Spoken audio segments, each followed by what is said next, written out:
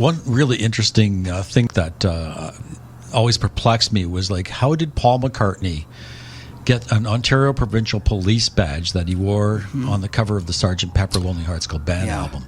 And you go into that in detail. Absolutely. You open the album up and there's, on Paul's arm is like an OPP badge, and we always thought, how did that happen? How did that get to be on his arm? And I got very, very lucky with that story towards the fact the Beatles were given those badges at Malton Airport in 1964, not 1965 or 66.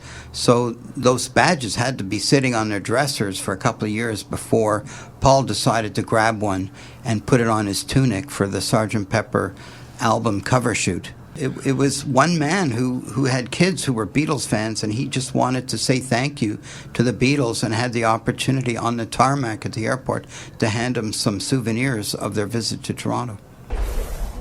The Beatles' Sgt. Pepper album was released 50 years ago today. The iconic record was called The Best of All Time by Rolling Stone magazine, but not many know that it may also have been named after a real Canadian officer. Sergeant Randy Pepper and his granddaughter, Cheryl Finn, joins us from our studios in London, Ontario. Cheryl, so good to be able to talk to you about this. Hello. Hello. So many of us are learning this story for the first time. This isn't new to you, though. When did you find out about this? I was actually sitting in my grade 9 English class, and my grade 9 English teacher was a huge Beatles fan, and we were doing some exploration of lyrics and songs and so forth. And he said, well, you know, we have a celebrity in our class. And I looked around and he said, Cheryl, you know, your grandfather. And I said, excuse me? So I ran home at lunch and said, Mom, what are you doing? Why weren't you telling me this? Oh, you know, it's just one of those little claims to fame of our family. So that's kind of how I found out about it. Okay, so tell me the connection. Tell me about this patch and your family's history.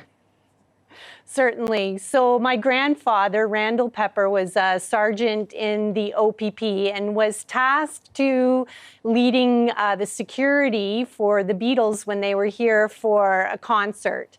And he always thought they were kind of hooligans and, you know, men in the 60s should be clean cut and clean shaven, and of course they weren't. But there was a relationship obviously struck there, and so I think it was mutually respectful, and my grandfather supposedly kept them out of some trouble, and they wanted to kind of recognize his good work and his kindness, and that's why Paul wears the OPP patch on the album cover. So it's obvious to you, and I guess to everybody now that we're seeing it, that it's an OPP patch. Back in the day, though, when it first came out, you know, there was all those rumors about Paul being dead, and I guess some people said, no, it's OPD, it's officially pronounced dead, that's what it means. What did you find out from your family? How did your grandfather react? Well, in all honesty, he did get in a little bit of trouble from his supervisor, and that's kind of one of the mysteries that is still holding out today, is where that patch actually came from. My grandfather swore that he did not give them the patch, but I have heard rumors that there was someone on his security team that actually gave them the patch at the airport.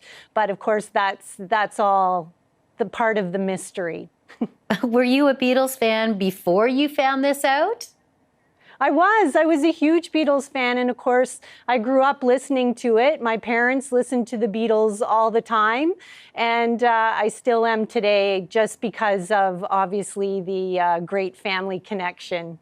It's such an incredible story, and so great to have you on to tell it on this 50th anniversary of the album. Cheryl, thanks so much for being on the program.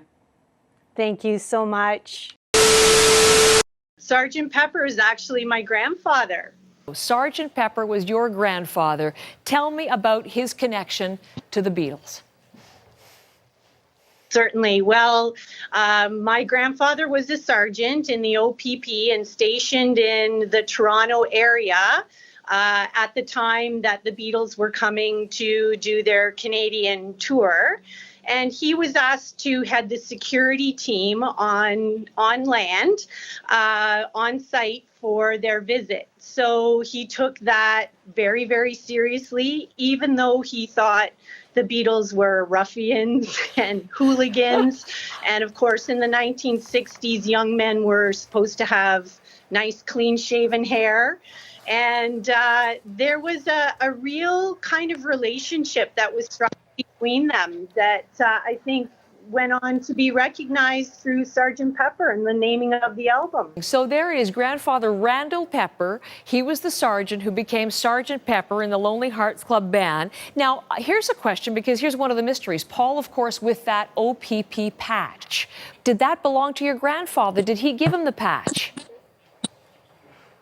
No, and in fact, that's kind of the family mystery right now. He actually got into a lot of trouble from his supervisors because they thought he had given him the patch. But in fact, that's kind of the mystery, is where did that patch come from?